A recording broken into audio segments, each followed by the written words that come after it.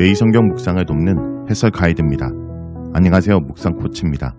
함께 읽고 나눌 말씀은 열왕기상 12장 1절에서 11절까지 말씀입니다. 솔로몬의 범죄 때문에 하나님께서는 솔로몬의 왕권을 악화시켰을 뿐 아니라 솔로몬 아들의 손에서 이스라엘의 10지파를 빼앗아 여로보암에게 주셨습니다.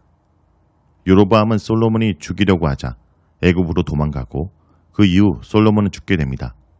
이제 그의 아들 르호보암이 왕위에 오르면서 하나님의 예언이 성취됩니다. 1절에서 5절을 보겠습니다.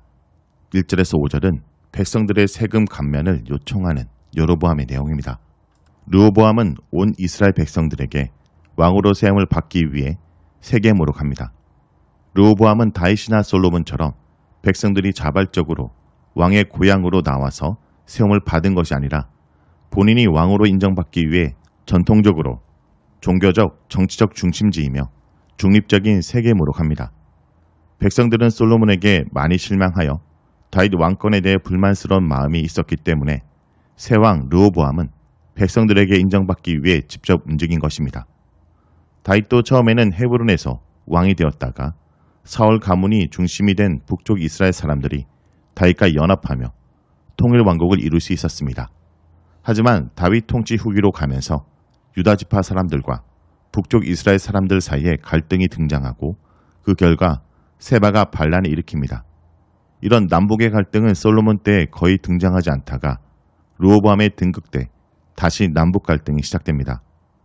3절에서 르호보암이 세겜으로 온다는 소식을 들은 이스라엘 사람 중 일부가 솔로몬의 얼굴을 피하여 애굽으로 도망가 있던 여로보암을 부릅니다. 여로보암은 솔로몬이 죽은 후에도 애굽에 있었기 때문입니다. 사람들이 여로보암을 부른 이유가 나오지 않지만 애굽으로 도망가기 전 여로보암이 사람들을 모아 솔로몬에게 반역하게 하였고 그것 때문에 솔로몬을 피해 애굽으로 정치적 망명을 한 것으로 보입니다. 그래서 이스라엘 사람들은 르호보암에게 맞설 대항마로 여로보암을 불러온 것입니다. 여로보암과 이스라엘의 온 회중이 와서 라는 표현은 여로보암이 회중의 지도자로 르호보암 앞에 섰다는 것을 의미합니다. 세겜에서 모인 이스라엘 백성들은 왕으로 승인하기 전에 르호보암에게 조건을 제시합니다. 그들은 솔로몬이 자신들의 멍에를 무겁게 했으니 이제는 노역과 무거운 멍에를 가볍게 해달라고 요청하며 그렇게 하면 르호보암을 섬기겠다고 합니다. 여기서 멍에는 일하는 동물에게 지우는 것으로 강제 노동이나 지나친 세금 등 백성들이 가중하게 느끼는 의무를 상징적으로 표현한 것입니다. 무거운 노역과 무거운 멍에를 반복적으로 사용하여 솔로몬이 지운 노역과 세금이 너무 무겁다는 사실을 강조합니다.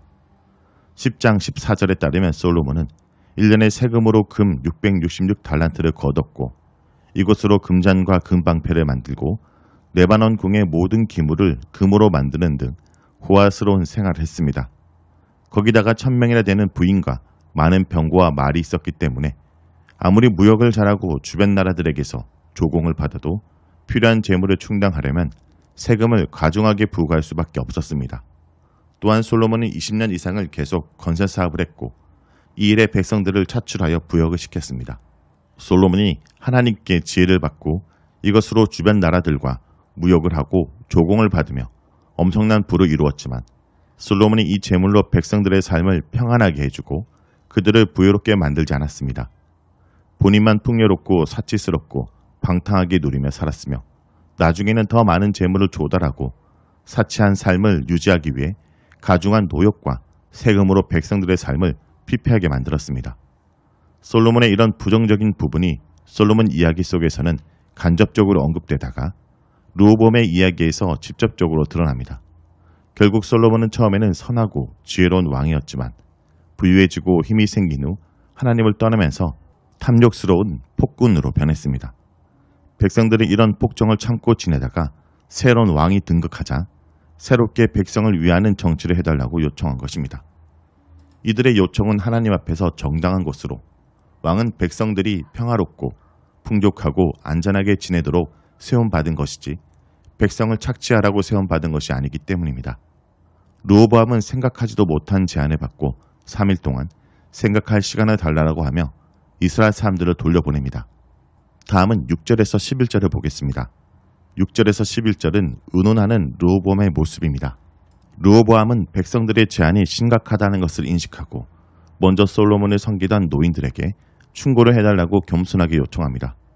여기서 노인들은 늙은 사람들이 아니라 솔로몬 왕궁의 신하였던 원로 대신들을 의미합니다. 이들은 오늘 왕이 백성들의 종이 되면 백성들은 영원히 당신의 종이 될 것이라고 충고합니다.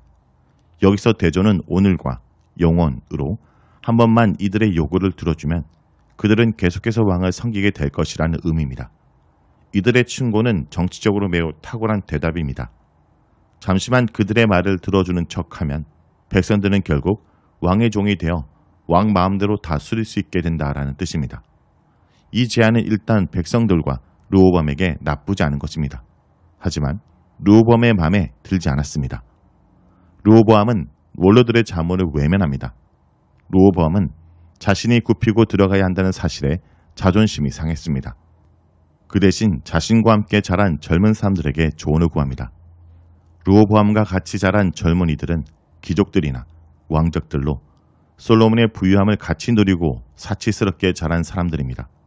사실 젊은 사람들이라고 해도 르호보암이 왕위에 오를 때의 나이가 41세이므로 육체적으로 젊다는 의미가 아니라 원로들보다 정신적, 정치적 면에서 미숙하다는 의미입니다. 이들은 백성들의 상황이 어떠한지 왜 이런 요구를 하는지를 전혀 생각하지 않았습니다. 이들은 백성들이 바친 것을 갖고 부유하게만 자랐기 때문에 백성들이 세금을 바치고 노역을 제공하는 것을 당연하게 보았습니다. 백성들이 그것을 거부하는 것을 상상할 수 없었습니다. 백성들은 단지 왕의 통치 대상이며 억압의 대상으로만 생각했습니다. 철저히 르호보암의 입장에서만 생각했고 르호보암이 솔로몬보다 더 위대한 왕이니 솔로몬의 멍에보다 더 무거운 멍에를 매게 하라고 조언합니다. 만일 이에 응하지 않으면 솔로몬의 채찍보다 더 강력한 정갈로 징계하겠다고 선언하라고 조언합니다. 이 말을 보면 두 가지를 알 수 있는데 첫째는 솔로몬이 뒤로 갈수록 강압적인 방법으로 백성들을 착취했음을 알 수 있습니다. 둘째는 정갈로 징계한다고 하는데 많은 학자들은 정갈을 정갈 모양의 채찍으로 상징한 것으로 보고 더 고통스럽게 징계하라고 해석합니다.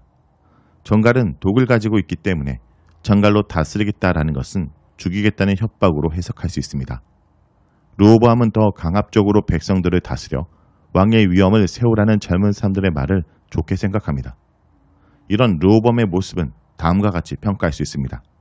첫째, 그는 하나님께서 왕을 세우신 이유에 대해 전혀 생각하지 않은 인물이었습니다.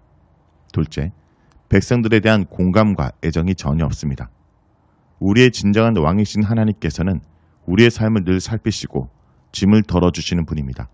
그런데 르호보암은 자신의 이익과 건의만 생각하고 지극히 이기적이고 독선적인 인물입니다. 그 주변의 젊은 사람들이 르호보암에게 이런 조언을 한 이유도 르호보암의 이기적이고 독선적인 성격을 알고 있기 때문에 그의 마음에 들기 위해 이런 조언을 한 것으로 보입니다. 결국 이런 르호보암의 성격이 이스라엘을 분열 왕국으로 만드는 원인이 되며 하나님의 예언을 성취하는 원동력이 됩니다.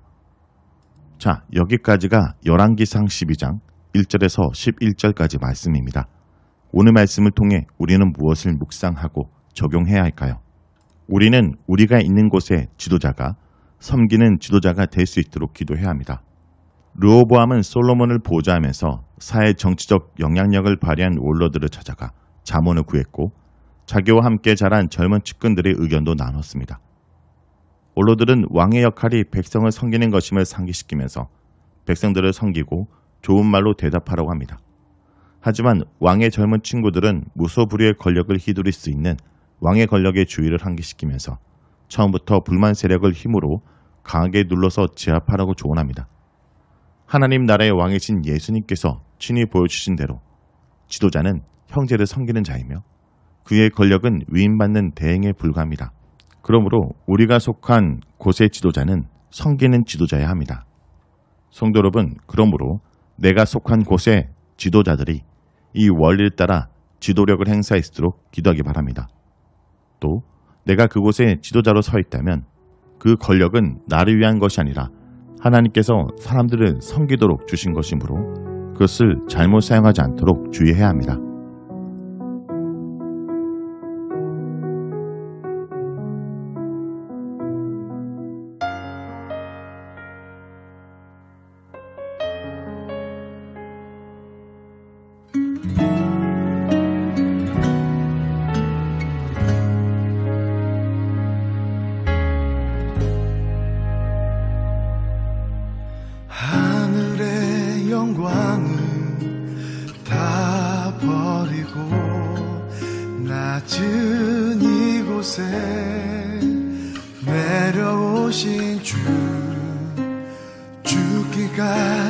나를 사랑하신 그 사랑 얼마나 큰지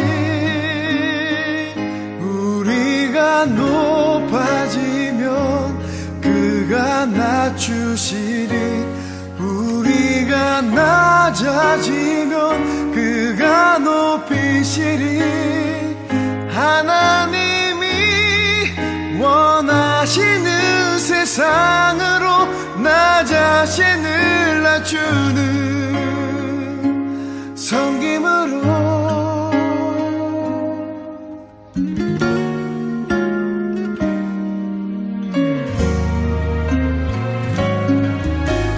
하늘의 영광을 다 버리고 낮은 이곳에 내려오신 주 죽기까지 나를 사랑하신 그 사랑 얼마나 크지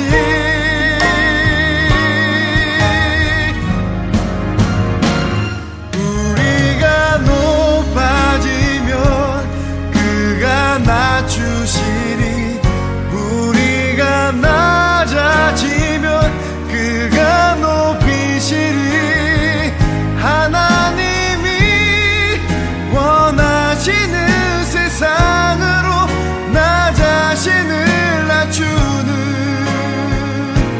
성김